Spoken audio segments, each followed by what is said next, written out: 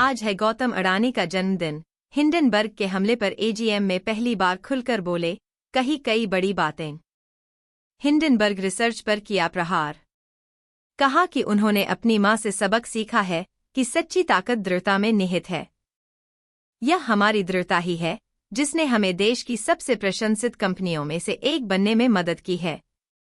और हमारी दृढ़ता पिछले साल से कहीं ज्यादा स्पष्ट रूप से दिखाई दी। इस मौके पर हिंडनबर्ग रिसर्च पर प्रहार करते हुए उन्होंने कहा कि हमें एक विदेशी शॉर्ट सेलर द्वारा लगाए गए निराधार आरोपों का सामना करना पड़ा था, जिसने हमारी दशकों की कड़ी मेहनत पर सवाल उठाया था। हमारी ईमानदारी और प्रतिष्ठा पर एक अभूतपूर्व हमले का सामना करते हुए हमने मुकाबला किया। इसी के साथ हमने साबित कर दिया कि कोई भी चुनौती उस नींव को कमजोर नहीं कर सकती जिस पर आपका समूह स्थापित है। पिक्चर अभी बाकी है। ऐसा क्या बड़ा करने वाले हैं गौतम अडानी जिसके दे दिए संकेत। जाने माने उद्योगपति गौतम अडानी ने बड़ा संकेत दिया है। सोमवार को उन्होंने साफ कर दिया है कि ग्रुप ने काफी तरक्की की है, लेकिन अभी पिक्चर बाकी है। अडानी ग्रुप के मुखिया ने कहा कि उनका बंदरगाह से लेकर ऊर्जा कारोबार से जुड़ा समूह पहले से कहीं ज्यादा मजबूत है। हालांकि इसका सर्वश्रेष्ठ आना अभी बाकी है। उन्होंने रिकॉर्ड कमाई, नकदी की मजबूत स्थिति और सबसे कम कर्ज अनुपात का हवाला देते हुए यह बात कही। अडानी ने कहा कि भारत 2032 तक 10,000 अरब डॉलर की अर्थव्यवस्था बनने की ओर बढ़ रहा है। बुनियादी ढांचे के 20 से 25% की दर से बढ़कर 2,500 अरब डॉलर तक पहुंचने की उम्मीद है। ऐसे में अडानी समूह एक बुनियादी ढांचा कंपनी होने के नाते आने वाले इस अवसर का लाभ उठाने की अच्छी स्थिति में है। वॉरेन बफे की क्वांट फंडों के बारे में वो चेतावनी, क्यों इन्हें कहा जाता है ब्लैक बॉक्स। जाने माने इन्वेस्टर वॉरेन बफे ने 2009 में निवेशकों को सिर्फ क्वांटिटेटिव यानी क्वांट मॉडल पर आधारित फंडों को लेकर चेतावनी दी थी, लेकिन उनकी बात पर ध्यान नहीं दिया गया। अब इनका दबदबा है। अमेरिका में क्वांट फंड अब बाजार के 35% हिस्से को कंट्रोल करते हैं। ये ह्यूमन मैनेज्ड फंड से बहुत आगे निकल चुके हैं। भारत में क्वांट फंड अभी शुरुआती स्टेज में हैं, लेकिन तेजी से बढ़ रहे हैं। ये फंड स्टॉक का एक पोर्टफोलियो बनाने के लिए रूल बेस्ड नजरिए का इस्तेमाल करते हैं। क्वांट म्यूचुअल फंडों का जिक्र इसलिए भी आया है क्योंकि बाजार नियामक सेबी ने मुंबई और हैदराबाद में क्वांट म्यूचुअल फंड के कार्यालयों पर छापेमारी की है। यह छापेमारी फ्रंट रनिंग के आरोपों के बाद की गई थी, जो कि एक अवैध गतिविधि है। इसमें कोई व्यक्ति अंदरूनी जानकारी का इस्तेमाल करके शेयरों में लेन देन करता है।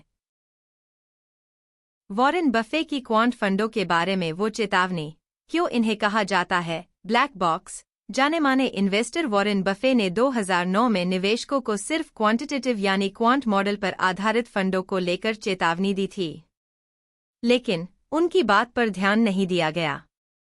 अब इनका दबदबा है। अमेरिका में क्वांट फंड अब बाजार के 35% हिस्से को कंट्रोल करते हैं। ये ह्यूमन मैनेज्ड फंड से बहुत आगे निकल चुके हैं।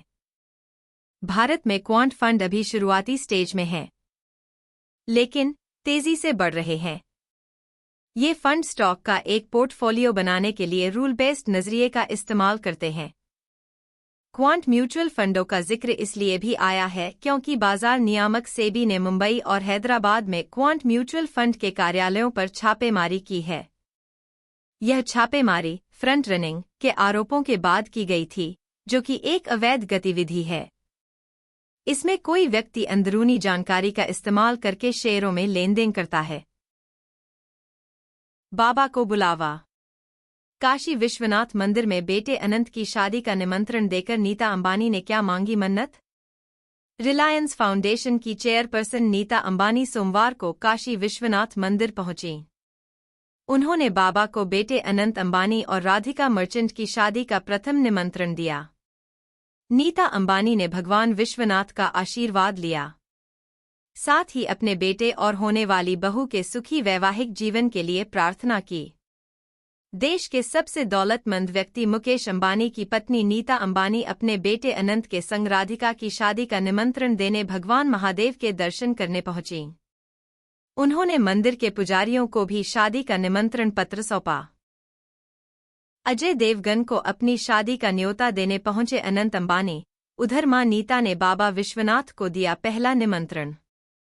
अजय देवगन को अपनी शादी का न्योता देने पहुंचे अनंत अंबानी। उधर मां नीता ने काशी के बाबा विश्वनाथ को दिया पहला निमंत्रण। नीता अंबानी की बात करें तो वो बेटे की शादी का पहला कार्ड देने वाराणसी पहुंची थी और उन्होंने काशी विश्वनाथ की चरणों में कार्ड चढ़ाया। पारंपरिक हिंदू वैदिक रीति रिवाजों का पालन करते हुए शादी के सेलिब्रेशन की पूरी प्लानिंग की गई है। करण कुंद्रा ने अरमान मलिक की 2 बीवियों संग आने पर ली चुटकी, बोले सब्र रखो, कलेश प्रो मैक्स होगा। करण कुंद्रा ने अरमान मलिक की 2 बीवियों संग आने पर लगाई क्लास, बोले सब्र रखिए, कलेश प्रो मैक्स होने वाला है। बिग बॉस OTT 3 फीट का प्रीमियर खत्म होते ही अरमान मलिक अपनी तिकड़ी के साथ शो में पहुंचे हैं। देवोलीना ने बिग बॉस OTT 3 फीट में यूट्यूबर और उनकी पत्नियों के एक वीडियो पर भी रिएक्शन दिया। Big boss OTT 3 highlights. घर में पहला नॉमिनेशन टास्क, शिवानी और नीरज को मिला धोखा। मेडिकल रूम में गईं सना मकबूल। रैपर नाजी ने बताया कि उन्हें साइंस बहुत पसंद है। सना सुल्तान के साथ फिर से उनकी बातें शुरू हुई और फिर बाकी के घरवाले भी इसमें शामिल हो गए। बिग बॉस ने बिना सना सुल्तान के नाम का खुलासा किए हुए कहा कि वो उन्हीं लोगों को नॉमिनेट करेंगे जिनको बाहर वाले ने चुना है। दीपक ने शिवानी को बताया कि कुछ लोग पहले से यहां आपस में सेटिंग करके आए हैं। इन बातों को सुनकर शिवानी काफी मायूस होती हैं।